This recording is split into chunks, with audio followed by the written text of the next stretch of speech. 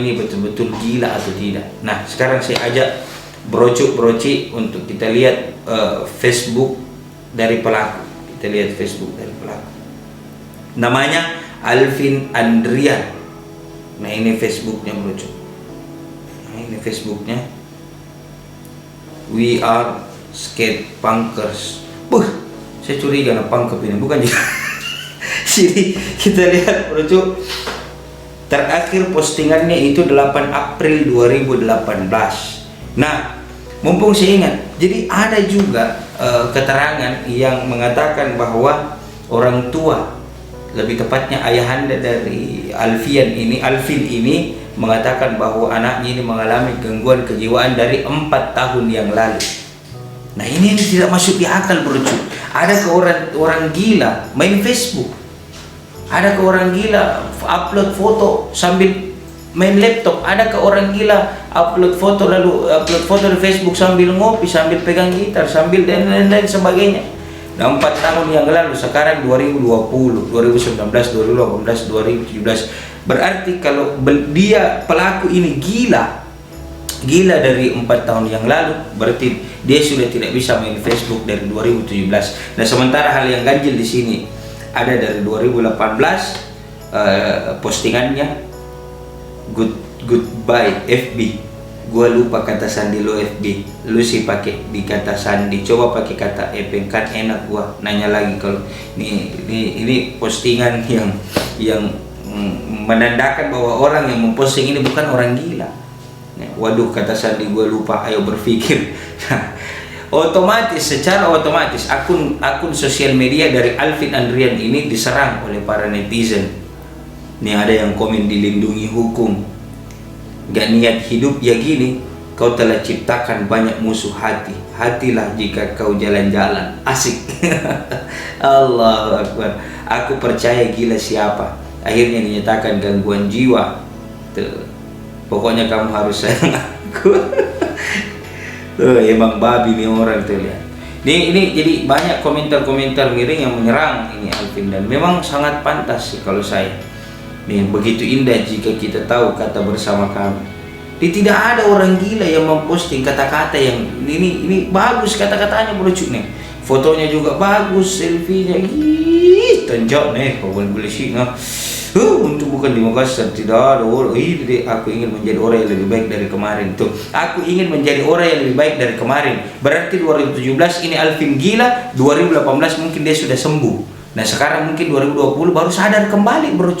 Jadi bro ini yang ganjil. Kenapa sih semua yang kriminalisasi ulama dikatakan orang gila, lalu postingan sosial media ini? Nih, ada lagi postingan, ada ke orang gila bisa karaokean. Di mana logikanya bro? Orang gila bisa karaokean nih. Kita lihat videonya.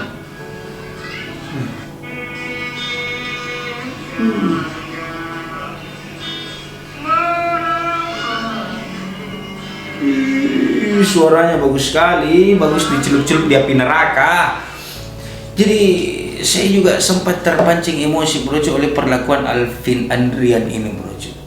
Kenapa? Karena guru kita, ulama kita yang mengajarkan kita kebaikan itu dianiaya oleh si ini, siapa namanya ini, Bregadets, siapa namanya ini, Alvin Bregadets.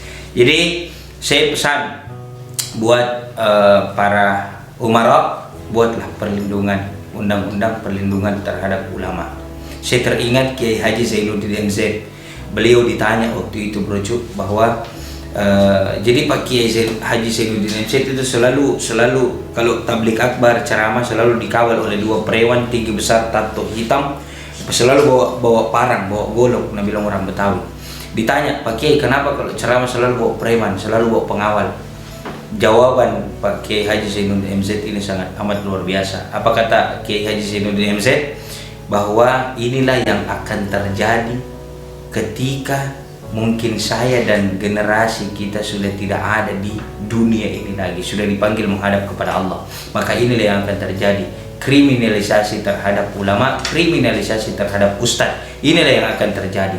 Yang kedua, jawaban Pak Kiai Haji Zainuddin MZ, apa salah preman mendengarkan ceramah? Jangan pernah melihat orang dari luarnya. Ada orang full tato hitam, sangar mukanya, selalu bawa benda tajam, selalu bawa senjata tajam, tapi sangat hormat santun kepada ulama. Tapi ada orang ini kayak mukanya ini Alvin ini, mukanya sih polos-polos, tapi perlakuannya la ilaha illallah, naudzubillah tsumma naudzubillah min dzalik, mencederai ulama. Jadi saya pesan, buatlah undang-undang perlindungan ulama.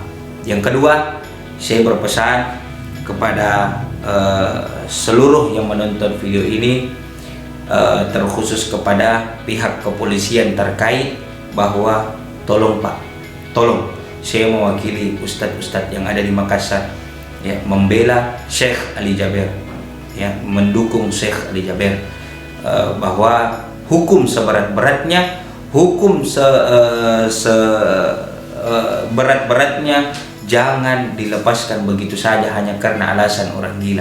Ayo coba panggil dokter dari rumah sakit jiwa untuk memeriksa Alvin ini di rumah sakit, apa betul Alvin ini gila atau tidak, untuk menyatakan kebenarannya. Pesan saya yang kedua untuk kepolisian terkait, bahwa berusahalah kita untuk berbuat adil dan terbuka. Apapun keputusannya, apapun hasil yang telah proses hukum itu lalui, tolong dipublish ke masyarakat, agar masyarakat bisa menilai, masyarakat bisa berpikir bahwa oh ternyata memang kepolisian bekerja dengan adil, bekerja keras, dan mendukung ulama-ulama kita.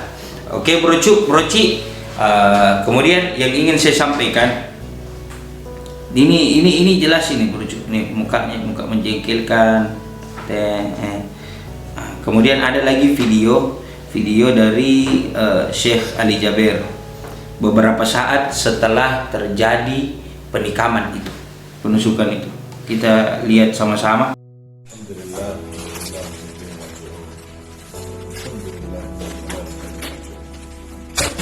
Allah, pengalaman baru bagi saya. Yang biasa selama ini 12 tahun di Indonesia, menjaga masyarakat, menjaga teman, menjaga kebersatuan, menjaga kebersamaan, damai, sejahtera. Ternyata nasib saya berada di Bandar Lampung, posisi acara. Allah Subhanahu takdirkan ada orang datang dan Allah selamatkan dari pembunuhan. Saya bisa selamat karena Allah takdirkan saya angkat tangan di posisi terbakar leher dan dada, dan tusukan cukup keras, cukup kuat. Dan alhamdulillah di kanan saya patang di leher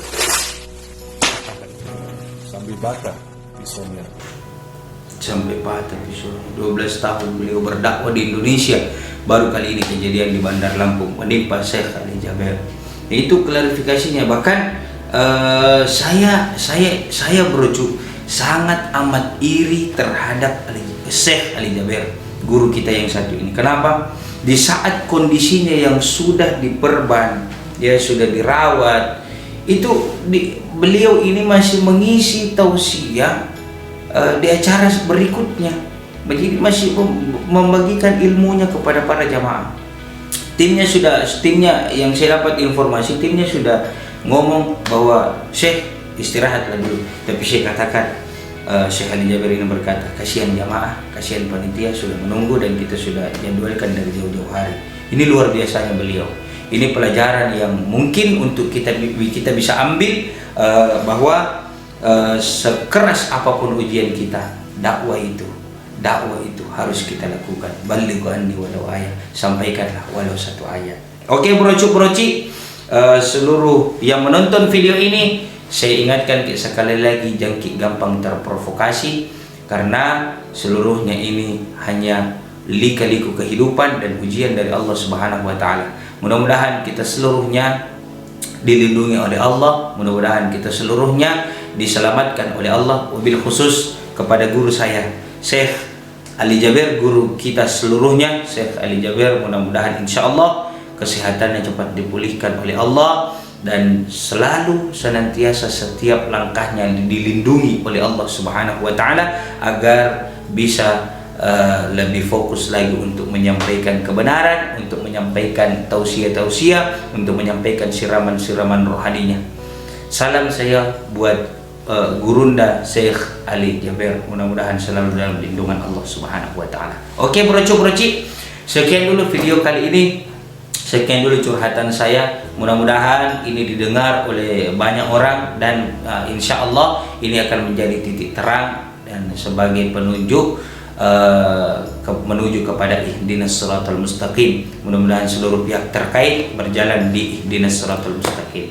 Amin ya rabbal alamin. Dan jangan pernah lupa dukung terus channel saya Muhammad Irsyad Abdullah Channel dengan cara subscribe, nyalakan loncengnya, like and share. Share sebanyak-banyaknya, share kepada tata, opata, bapata, mamata, tetangga, sepupu, teman, semuanya berujuk supaya tambah semangat lagi bikin kontennya. Oke, saya Muhammad Irsyad Abdullah Al-Fakir At-Taifillah. Wallahul muwaffiq ila aqwamit thariq. Assalamualaikum warahmatullahi wabarakatuh.